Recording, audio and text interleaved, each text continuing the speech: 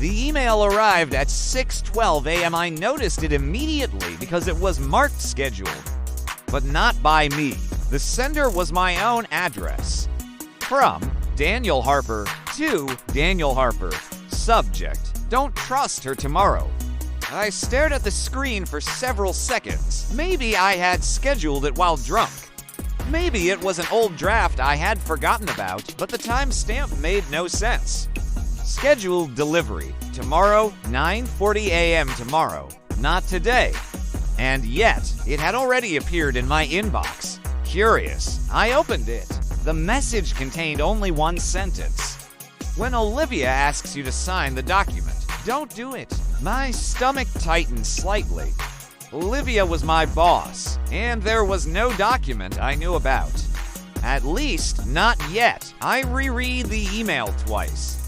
The sender was definitely my account. Same email address, same signature.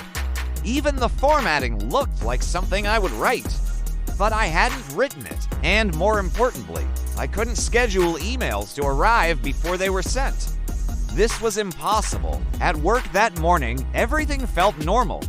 My coworkers talked about their weekend plans. The office printer jammed twice, like it always did. No mysterious documents, no strange requests from Olivia. By noon, I had almost convinced myself the email was just some kind of bizarre tech glitch, until another message appeared. Again from me, again marked scheduled. Subject: you won't believe this either. My pulse quickened as I opened it. The message read: you're reading this around 12:03 p.m. while sitting at your desk pretending to work. Yes, I know that sounds impossible. I didn't believe it either the first time. I glanced at the clock on my computer screen. 12:03 p.m. My throat went dry. The email continued. Right now, you're probably wondering if your account was hacked. It wasn't. The emails are coming from you. Just not the version of you living today. I leaned back slowly in my chair, trying to process what I was reading. Okay, I whispered to the empty air around my cubicle.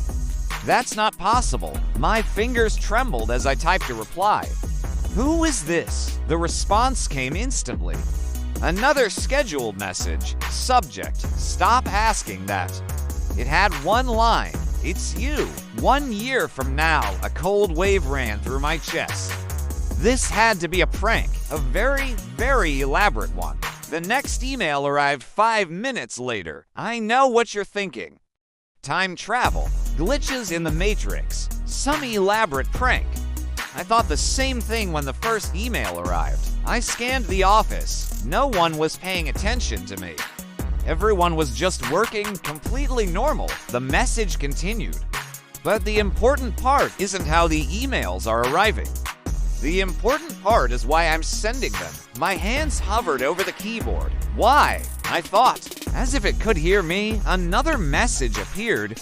Because tomorrow you're going to make the worst mistake of your life. My heart began beating faster. What mistake? I whispered. The next email answered. The one Olivia will ask you to sign. I frowned. What document? I muttered, growing more and more agitated. No response came for several minutes this time. I was just about to dismiss it all again when a longer email appeared in my inbox. Tomorrow morning, Olivia will call you into her office. She say the company needs your signature on a financial approval form. It will look normal, routine, something accountants sign every day. I swallowed hard, but the numbers in that document are fake. My chest tightened. I couldn't breathe. It's fraud, large-scale fraud. And your signature will make you responsible. I stared at the message, my mind reeling. That's insane, I muttered. Olivia had been my boss for 4 years. Professional, trustworthy, she'd been a mentor to me. There was no way she was committing fraud. No way. Then another email arrived. You're thinking Olivia would never do that. That's exactly what I thought too. My hands began to tremble slightly.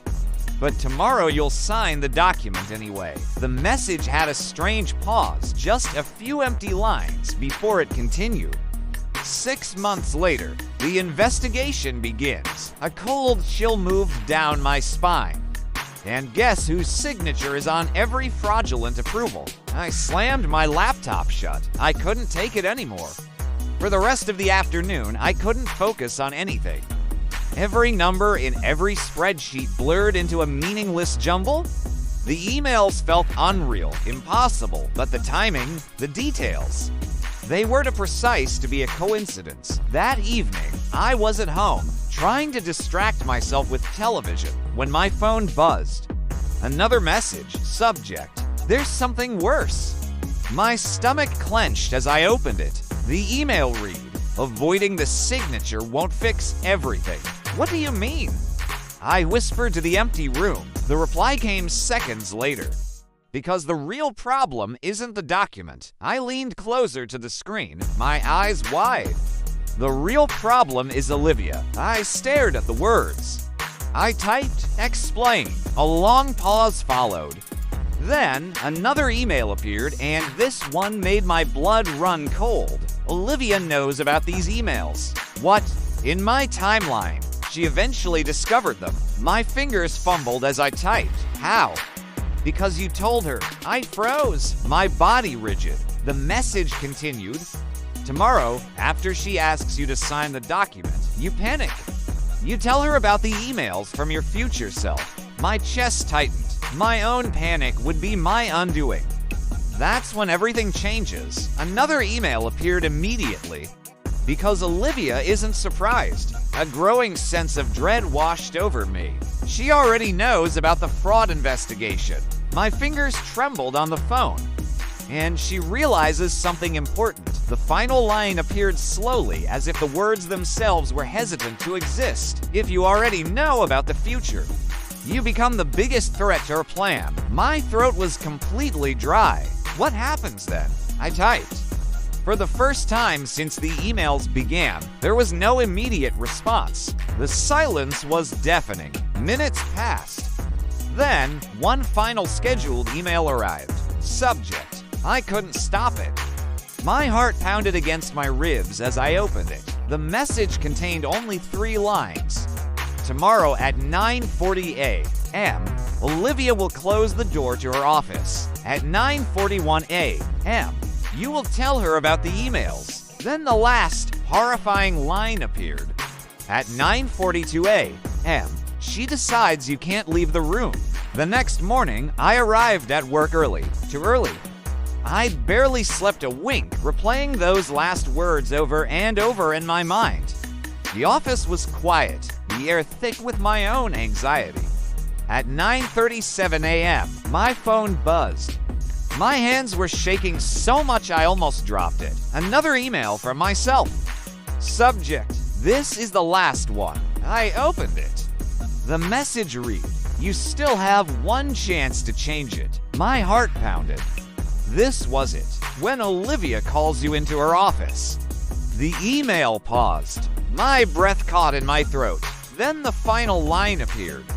Don't go. At exactly 9:40 a.m., Olivia stepped out of her office. She smiled, a perfectly normal, friendly smile that now looked predatory. "Daniel," she said, her voice cheerful, "can you come in here for a minute? I need your signature on something." My chest felt tight, like a band was wrapped around it. Behind her, the office door stood open, an invitation to a trap, and on her desk, I could already see the document waiting. My future was staring me right in the face. All I had to do was decide whether to walk into it. Thanks for watching. What do you think Daniel should do? Let me know in the comments, and don't forget to subscribe for more.